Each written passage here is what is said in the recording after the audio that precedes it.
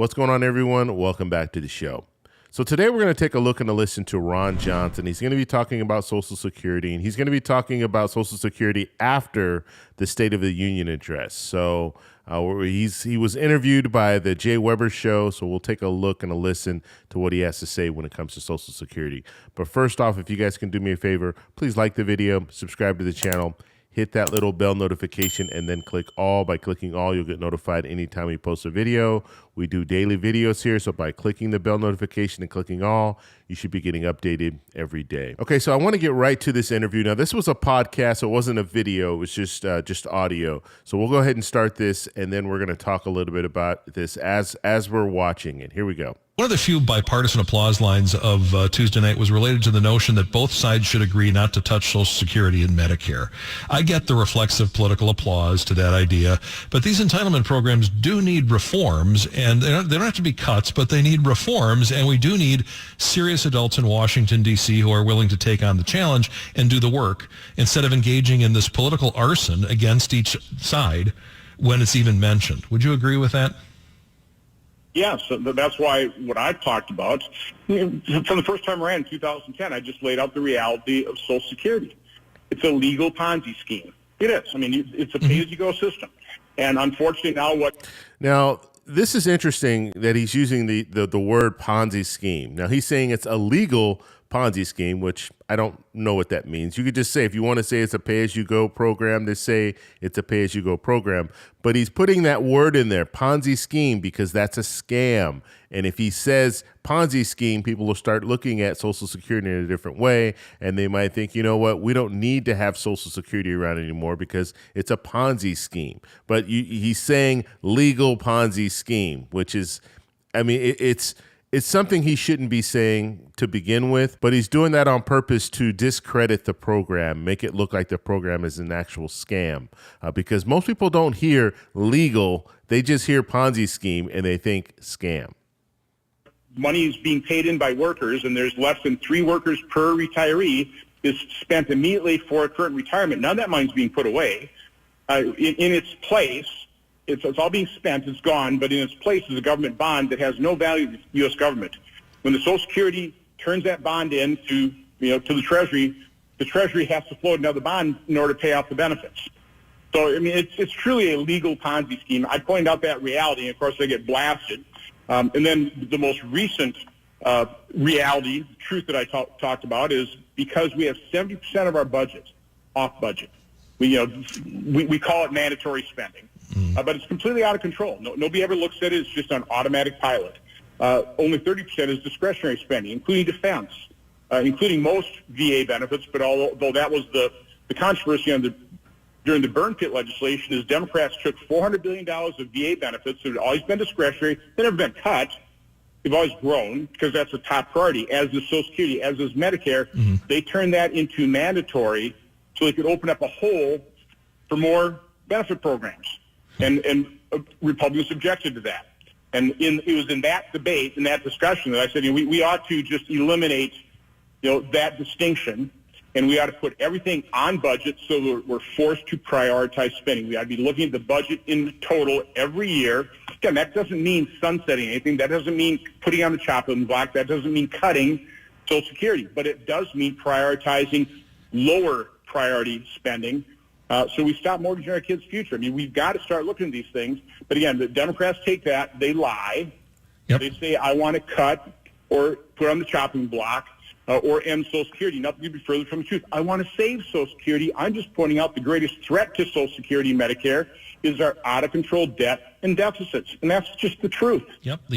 Okay, so I want to stop here because I want to talk about what he was talking about, the mandatory spending and the discretionary spending. So what he wants to do right now is he wants to take this mandatory spending and put it into general spending, basically discretionary spending.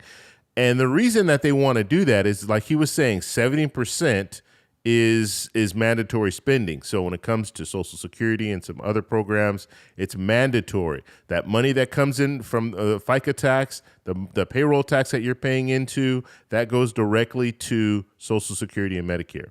Okay. So what he wants to do is he wants to take that money and put it in discretionary spending. That way they can spend the money how they see fit, basically. And so if you allow them to do that, he kept saying he doesn't want, he's not trying to put the Social Security and Medicare on the chopping block. But that's what you're doing. In essence, that's what you're doing, because if you have something that's mandatory spending, it will automatically go to Social Security.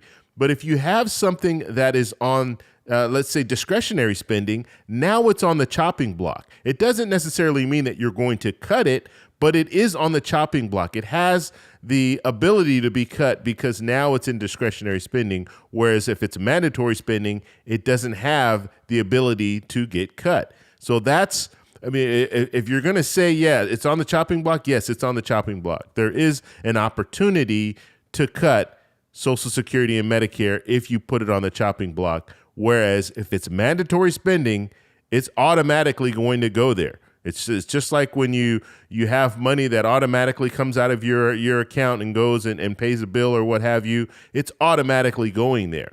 You don't have any control over where that money goes.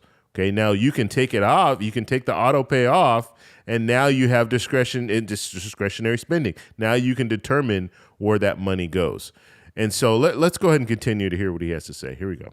Out of control spending too. Al Gore wanted to characterize Social Security like a lockbox. It's not a lockbox.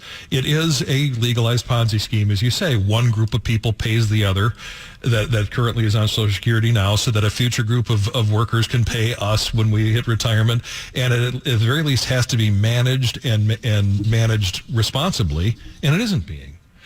And the problem is when it was first established, you had dozens of people working to pay for one retiree. Now it's under 3, approaching 2 to 1. That's too large a burden, and as a result, again, revenue is not large enough to pay out benefits, so we're dipping that trust fund. When the trust fund runs out, we're not exactly sure what happens, but by law, you'll have to reduce benefits to equal revenue, unless you have enough general revenue in the general revenue fund to plus up the benefits. When you're running $1 trillion plus deficits with no end in sight, will we have that ability? Nobody really knows. Right. But that's why I keep saying that the greatest threat, and again, who's going to get hosed are the younger people that are right now paying for the current retirees. Absolutely. I'm Gen X, and we're right behind the boomers. I'm not planning on Social Security in my retirement. Now I'll probably get it. But just the way I'm trying to plan for my own retirement is to assume it's not going to be there, because who knows where this goes. And these future generations are going to have, you're going to see at the very least, I think, the age move up higher. But again, moving on to something else. Okay, so that was the portion about Social Security and Medicare. Now you heard at the very end there, he's talking about moving the age up, the full retirement age. And that's what Republicans are talking about right now. They're seriously talking about moving the retirement age up. Now, there are other ways to address this shortfall, and we've heard a lot of different things thrown out there. But another way to address the trust fund is by raising the payroll tax or raising the cap. The cap right now is $160,200. Raise that cap up and allow more money to come in to the program, and that will save the program. And so that would mean that people making, and depending on who you're talking to, Senator Bernie Sanders says $250,000 or more, President Biden says $400,000 or more, but have those people continue to pay into the payroll tax because they're not paying. Anyone making over $160,200 no longer has to pay into the payroll tax. So they'll pay up to $160,200. They'll pay that payroll tax, but once they make anything over that, they don't have to pay. So you could have $16 million. You can make $16 million in a year, and you're still going to pay that same amount that if someone making $160,200, you're going to be paying the same amount as that person when it comes to the payroll tax. So that's something that they want to raise that cap. So now people who are wealthy can pay into that payroll tax as well. So that's just one plan. The other plan is just looking at the FICA tax as a whole and saying, you know what, let's just raise a percentage, just raise it up just a little bit more. So instead of the 6.2% that you're paying right now, so every worker pays 6.2%, their employer pays another 6.2%. just raise that up just a little bit. And most people are okay with that. Let's say you raise it to 6.5% instead of 6.2%. Most people are okay with that. You did hear them talk about when it comes to the workers, for every worker, for every person on Social Security, you have about 3 people working, and that is going down. He's right about that. That is starting to decrease. So Ron Johnson wasn't lying about that. However, there are a lot of different factors that are playing a role in that. We have to look at the automation and all the different things that we talked about, technology, AI, and all this different stuff that's out there. And it's pretty scary because now I showed a couple of weeks ago, I showed a McDonald's that's fully automated where you don't have to talk to anyone when you go to the restaurant. You just go through the drive-through. The machines will come out, give you your food and everything. Now, they do have people working in the background, cooking the food. At least now they're cooking the food. They have robots that can cook food as well. But we're seeing the workforce start to dwindle because we have all this different automation, all these different the different technology. And you can go to a lot of department stores now, and you have a lot of self-checkout.